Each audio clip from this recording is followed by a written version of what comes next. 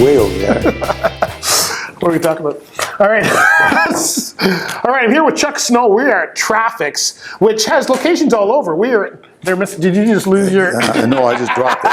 Sorry about that. That's what they call a mic drop when you're wearing a lavalier. All right, so I'm here with Chuck Snow. We're at Traffix in Milton, Ontario, the head office, but they've got locations all over.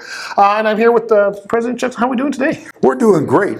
Great to finally get together with you. You and I have talked online. Oh my God. We've been on each other's podcasts and everything. Had a lot of fun. Yeah. So now you are looking for owner-operators. Yeah, we need about 4 or 5 good owner-operators to run just a couple lanes. That's what we do. We're very lane specific with our fleet. That's dedicated lane. Most people don't get that. I know. We wanted to get away from open board. We're a large company. There's no sense sticking our fleet with open board.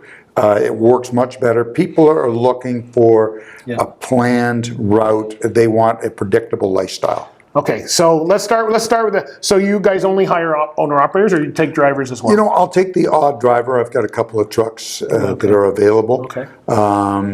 But they have to be experienced. We're looking minimum for anybody 3 years U.S. experience. Minimum 3 years Minimum. U.S. experience. That's right. All right. So for you new people, you got something to work towards. But the 2 lanes you were telling me about, Chicago and North Carolina. Right. And when I say Chicago, it's not downtown. It's the outskirts. Yeah. It's the western fringe of Chicago. So round trip from Milton going to that area of Illinois is about 1,100 and change miles. Okay, yep. Good. And then the North Carolina is about 17. Okay. So you add them together, you've got a nice week of just under about 2,900 miles. Do you have certain days when they would leave? I mean, I know it's transportation, so that's unbelievable to say. But is it roughly the same load each week, or is it just the same customers with different times? It's the same customers with different times. So sometimes you may leave on Sunday morning and go to North Carolina and deliver Monday afternoon. Okay. Sometimes you may leave Sunday to go to Chicago and deliver maybe Sunday night. All right, so it's not like every week we're going to do Chicago first and then... You have to work with, unfortunately we have to work with their receiving hours when they get the order and they give us the appointments. Okay, and good. And Traffix, do they have a large fleet? Like you guys, you're a large company, but you actually don't have a large fleet. No, we have a So small what does Traffix do generally? Our major business is really third-party brokerage. Okay. We are the oldest third-party broker in Canada, and we're the largest Canadian-owned third-party broker. All right, okay. So that's our main business. That's your main business. And we need the fleet. It's just something we do need for some customers demand that we have a fleet. Okay. That's why we have it. All right. So it's not like they're going to be owner-operators. Some of these owner-operators have been part of companies where there's 1,500 power units, and you're sitting and you're waiting in line, and you're like number 55 on the list, and call me back tomorrow, and all of that stuff. There's no glass walls. You come in, you're right there. We know everybody. It's really like a family. Yeah, and that's the way you want it to be. Okay, all right. So let's talk power equipment. I'm an owner-operator. What kind of trucks are you looking for? Because I love my old stuff. I also so we don't. You know what? Right now, as long as we can put an ELD in it, we will accept it if it's in good working condition. Right. I've got to tell you that our insurance company, just like all the other insurance companies, they're starting to frown at the older equipment. Right. Not that there's anything wrong with it. It's safe and it's actually built better than a lot of the new stuff. We know that. We're both ex-truckers. The problem is they're concerned if there's ever something happen and you're in front of a jury. Yeah. It's all about optics. Okay. And it's about managing perception. Right. And some of these lawyers, I'm sure you've seen them on TV. Yeah. They get hold of a jury down there. And that's something I've spent a lot of time on, is learning how insurance works for trucks. Right. Both, for Traffix and on our podcast, on the Rates and Lanes podcast, we spend a lot of time on insurance. So we've learned what the insurance company looks for, and they want things to be easy easy to manage, and certainly if something happens, they want it easy to defend. Right, okay. So, it's the hard part of doing business. Now, what about your freight? And don't feel you have to tell us exactly the type of products, but do I need a triple axle? No. What are you hauling I most gotta of the tell time? you, What kind of going freight? out, it's food product. It's not. It's mostly dry food product. Right. A lot of it goes in reefers, so we can pick up reefer loads in the Chicago area. Okay. So you're heavy. If you're looking for light loads, go to somebody who hauls auto parts. We don't with our fleet. So we're at 43,000 pound loads. Okay. And so you're grossed right out with a reefer. And then for our Illinois loads, what you do is you unload, you deadhead over to the shipper, you drop your empty reefer, you pick up a loaded reefer, and you come right back to the Milton yard. Okay. That's how that one works. Okay. Speaking of trailers and reefers, does a person have to have their own? Do you have a whole fleet of reefers? No, we don't want, really, for what we're doing, it doesn't work to have people with their own trailers, because we want to preload trailers wherever we can. Yeah, and that way, everybody can get the most efficiency out of their truck. Yeah. They're not waiting to unload. They don't put their trailer into a pool. Right. And then there's issues. We tried it all in the last 42 years. Yeah. And I noticed you have your own shop out back. So plus you have a maintenance agreement, you were telling me, with another company. So so everything's well maintained. They're not going to be dragging stuff down the road that's questionable. Really, you know what? I'm really fussy about maintenance. Yeah, I know you are. If a tire is wearing, then it gets replaced. That's right. Because it's what we have found. It's so much more cost effective and time effective as well to have a piece of equipment fixed here than on the road. Right. Especially today. Yeah. Well, and you want that anyway. Who wants to be worrying with the next scale coming up? Whether you go in and things are questioned or inspected, everybody's kind of up in arms now. So tell us what you're looking for in owner operator. So somebody comes, they've got a decent truck. You're happy with the equipment. They've got the experience level.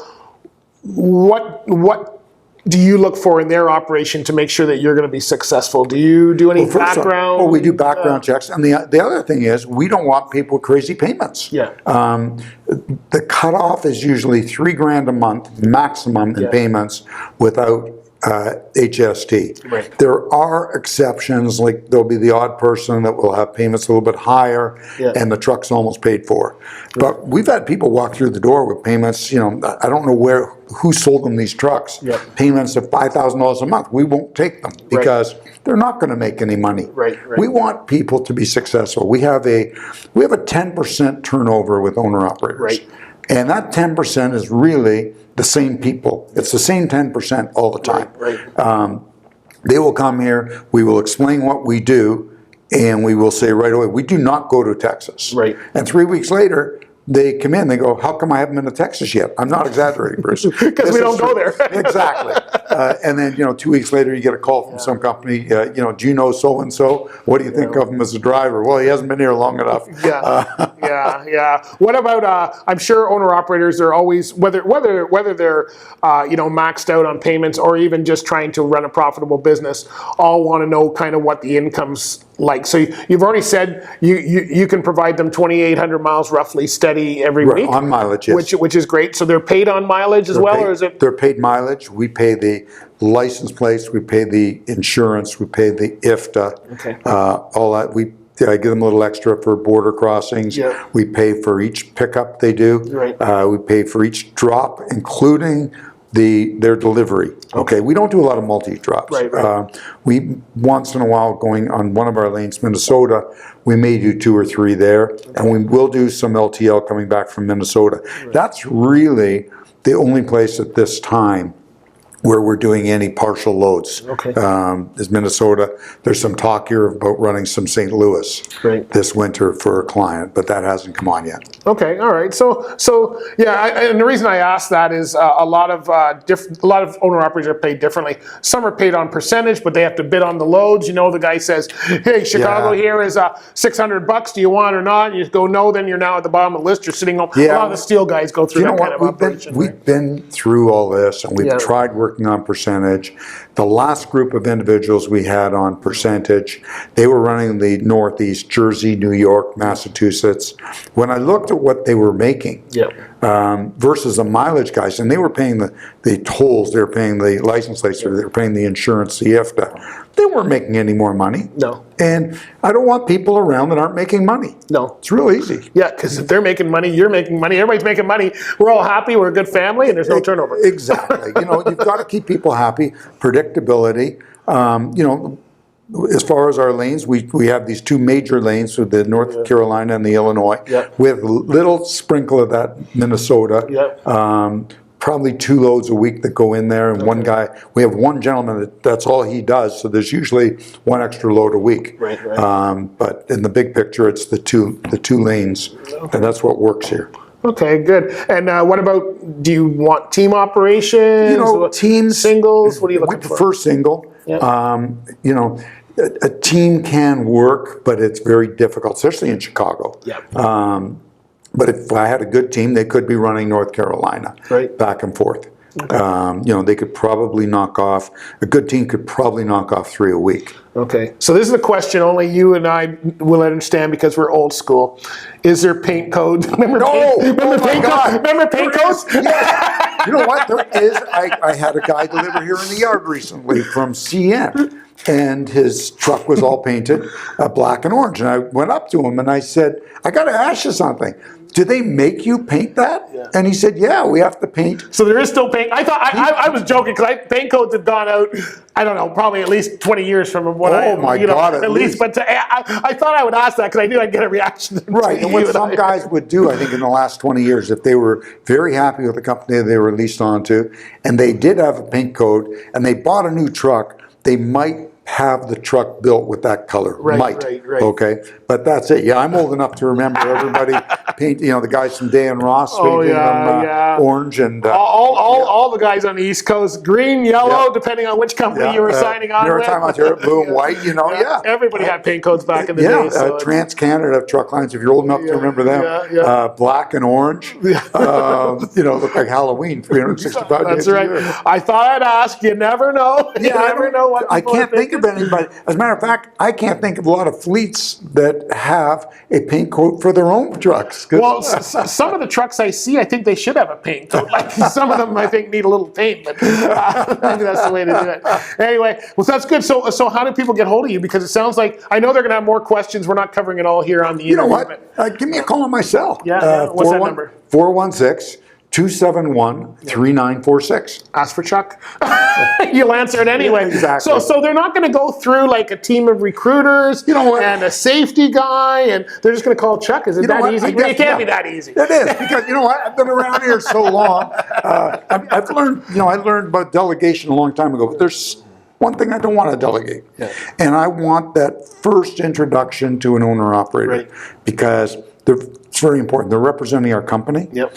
They're, given the insurance aspect of things, I can tell in a few minutes talking to somebody what they're like, and then if they sound like they would fit the bill and we would fit their needs, and they come in and they'll meet me and they'll meet our people, and we'll take it from there. But I want that first point of contact because it saves a lot of time, and I really do care. Yeah. Well, you do, and I'll give you that because we've talked and I've seen the way you operate, and I always look at people's actions, not the way, and I've seen just how you are and the things you've told me. I know that we're the same, where we're not going to just take on anybody for this. Now, before we stop this, let's talk dispatch, because that's what the rest of them are worried about. With locations all over, how does dispatch? Is it a centralized dispatch? Is it by location? Or? No, we have several sales offices. Okay, we're up to 19 offices altogether right now. However, there's one place where they're going to get dispatch from, and that's here in Milton, Ontario. Okay, and there's dispatch here until 1 o'clock in the morning. Okay, and then you shouldn't, because there's not a lot of night running. You shouldn't really need anybody after 1, but if you do, we are available. We're all available. Nobody hides behind anything. Right. We are the guys. So if there's any issues with that, and you guys run primarily food products, reefer. So you've got it down to all of. I don't know if you guys need inspections. I'm thinking of my days hauling produce. Once in a while, you know what? There are certain. You get certain loads, and they're probably 1 in 15, one in 20. That's always the one that catches you, though, the one that you didn't expect. So Yeah, at least you know that it comes up once in a blue. Yeah, Jimmy got launched in for a meat inspection. Yeah. That does happen. Yeah. But it's far and few between, especially because we're crossing. The big difference here is we're going across for going into the U.S. through a CTPAT certified customer. Okay, large company that's owned by another large company. These guys want a CTPAT carrier. We are that carrier, and everybody knows us. Yeah. The custom broker, the guy at the booth, they all know us, a customs officer. So they take the paperwork, they know, and it's usually just. Does the driver need to be fast approved? It helps. It doesn't have to be, but if you've got CTPAT loads, you probably need. You know what? It really helps if they can be CTPAT. They don't have to be, but. And you mentioned 3 years experience. Does that have to be 3 years of food experience? No, or but it has to be 3 years U.S. experience. Okay, that's really important. Because food's a whole different animal. I mean, you've got to like things like the inspection, knowing which bridge to cross because you know which one the inspector's at. There's one I learned that early on. Go that way because their office is there. You go over here, you're going to wait 3 hours for him to come down. It's those little things that we're not hauling. The only thing we're hauling back from the U.S. food-wise on a steady basis is we haul these vegetables that steady run out of Chicago every day. It's a prepackaged vegetable that's sold in retail stores. We never have an issue with that. Okay, that's like clean cut. Again, if we're a Fortune 500, actually it's a Fortune 100 company. Everybody knows who it is. It's preset clearances. You pick up your load in Streamwood, Illinois.